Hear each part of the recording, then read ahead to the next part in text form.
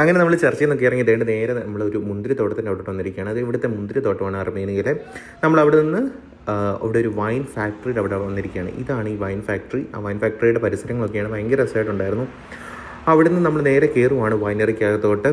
ഇതൊരു ഇവരുടെ അണ്ടർഗ്രൗണ്ടിലൊരു വൈൻ സൂക്ഷിക്കുന്ന ഒരു സ്ഥലമുണ്ട്.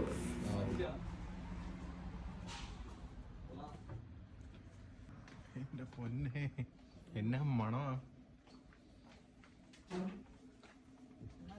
കുപ്പിയുടെ മണം. ഇതൊക്കെ വർഷങ്ങൾ പഴക്കമുള്ളതായിരിക്കും. ആടെ ഇത് പഴക്കാനായിട്ട് വെച്ചേക്ക.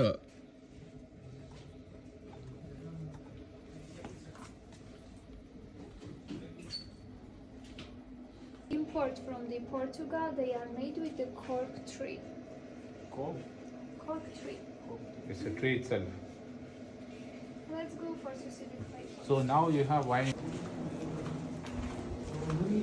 Oh my god.